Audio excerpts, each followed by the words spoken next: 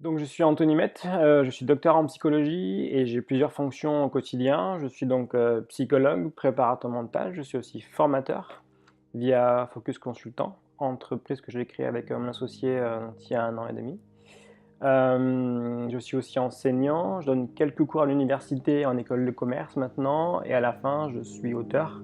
Donc j'écris des livres qui sont en lien avec mon approche donc, assez globale sur tout ce qui est en lien avec la psychologie, le mental au sens large et des réflexions personnelles ou un peu plus des fois philosophiques ou éthiques. La méditation est pour moi un socle de travail et de compréhension de moi, déjà du monde des patients qui est fondamental. Ça a changé mon approche du quotidien en tant que personne et en tant que praticien quand j'ai commencé à méditer. Ça fait déjà quasiment 10 ans que je m'intéresse à ça. Au départ, quand on m'a parlé en plus scientifiquement, de la méditation en tant qu'outil, pour le coup, dans le sport, de augmentation de résultats ou du moins de potentiel mental, je trouvais ça intéressant, mais je me disais, mais c'est farfelu et je vais jamais réussir à créer une sorte de compromis entre la méditation quand même un peu bouddhiste ou un peu orientale et notre vie au quotidien qui va à 10 000 à l'heure tout le temps, où on a plein d'objectifs tout le temps à réaliser et on est tout le temps sollicité en permanence. Je me disais c'est un peu farfelu et c'est un peu... Je ne voyais pas comment réussir. En fait, je me suis beaucoup renseigné avant de méditer, j'ai beaucoup lu en français, en anglais, j'ai lu les grands auteurs américains, Kabat-Zinn, tout ça, ceux qui sont très à la mode, et les francophones, très à la mode aussi, Christophe André, tout ça, Mathieu Ricard, qui sont maintenant mes références culturelles pour moi fondamentales. Et alors, il y a un compromis qui est possible entre la méditation orientale, quasi bouddhiste, religieuse et pour nous occidentale, qui n'est pas toujours simple à mettre en place. Là, toutes les fois, je suis même assez critique par rapport à la méditation, mais la méditation a changé, donc je vous dis, ma vie, moi, lorsque j'ai commencé à méditer. Ça m'a rendu beaucoup plus clairvoyant, beaucoup plus lucide et surtout moins anxieux.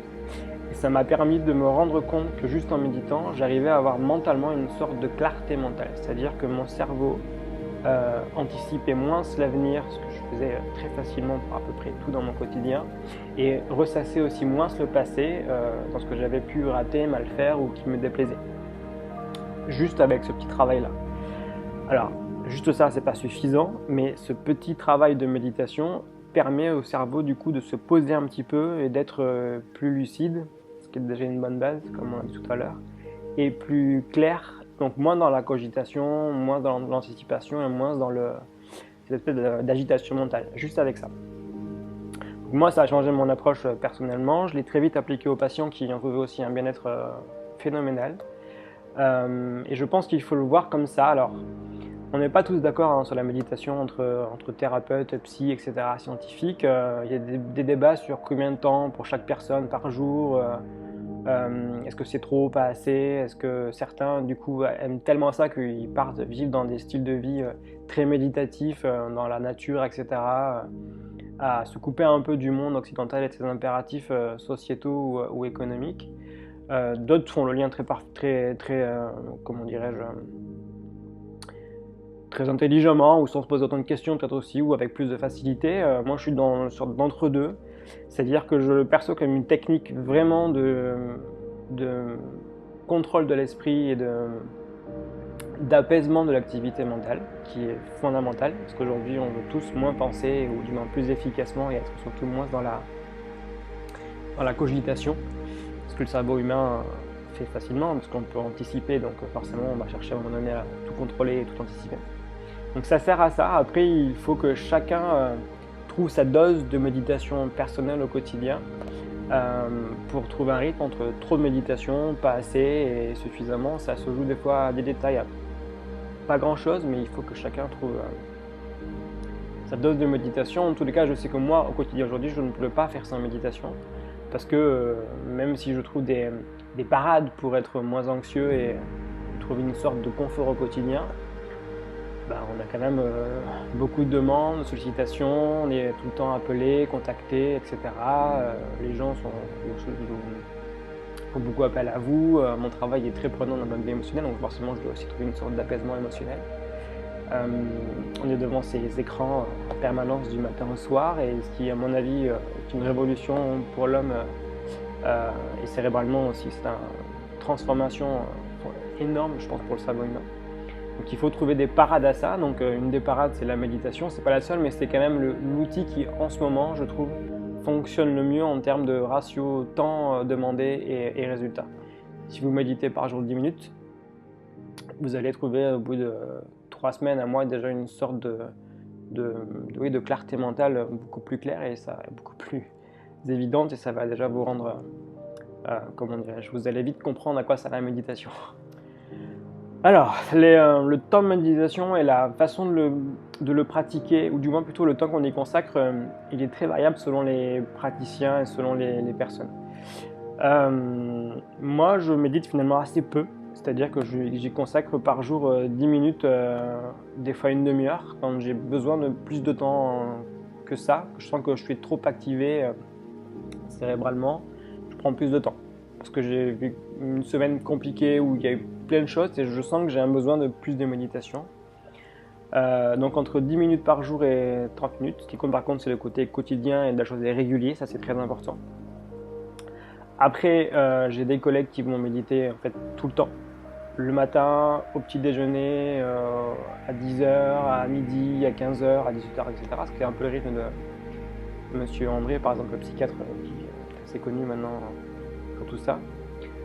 D'autres vont méditer 4 heures par jour, comme Mathieu Ricard, qui par exemple consacre 4 heures par jour à la méditation. Lui, c'est un moine, un religieux, donc il a une vie intérieure très centrée sur la méditation, et avec un objectif en fond, ou du moins une recherche d'éveil, comme on dit dans l'approche bouddhiste. Donc c'est très particulier, et c'est pas c'est pas en tous les cas mon objectif de vie, du moins actuellement.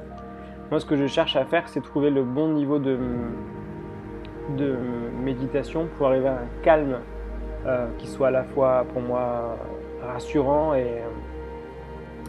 et simplifiant dans mon quotidien, tout en étant aussi productif et créatif. Où j'ai besoin de faire des choses, de voir beaucoup de gens, de voir beaucoup de sportifs, beaucoup de patients, d'avoir 3, 4, 5 activités différentes par jour, beaucoup bouger, voilà, c'est mon quotidien, mon fonctionnement cérébral qui veut ça aussi. Du coup, j'ai besoin de ce temps-là. Mais le temps de méditation, il est variable selon chacun et selon ses besoins. Plus vous serez anxieux, plus vous serez stressé au sens général, et plus vous aurez besoin d'avoir un temps de méditation important.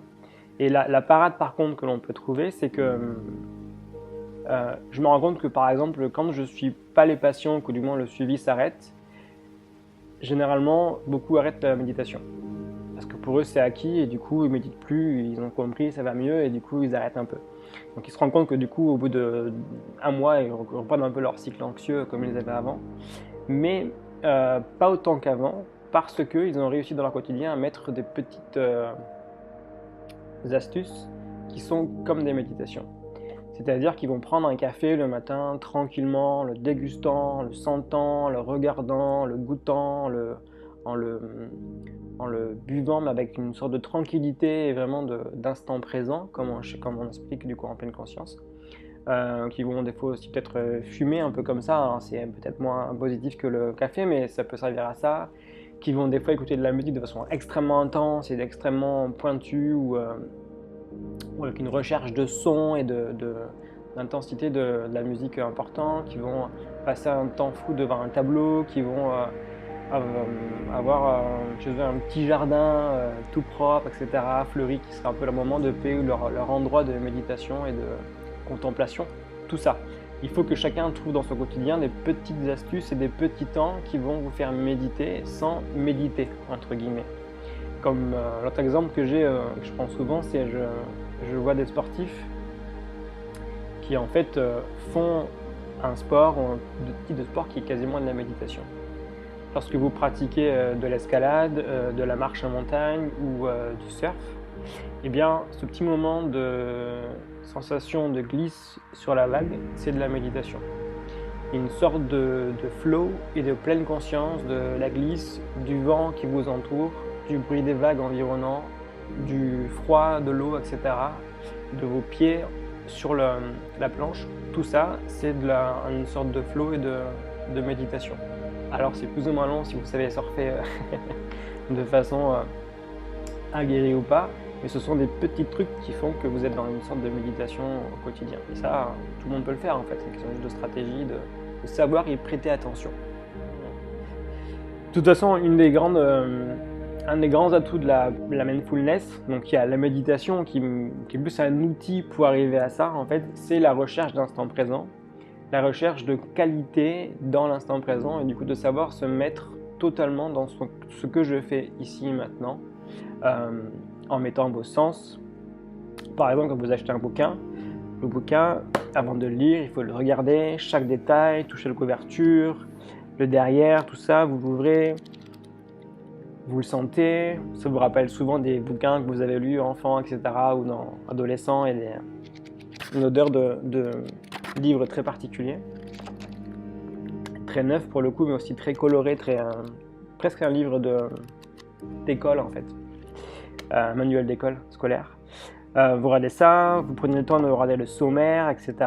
Vous regardez bien les détails, la typographie, le soin qui a été proposé ou pas dans la mise en page, dans les couleurs. Vous l'imprégnez et quand vous l'avez vraiment senti au sens large du terme, que vous êtes vraiment avec lui, en connexion, vous commencez à le lire. Tout simplement.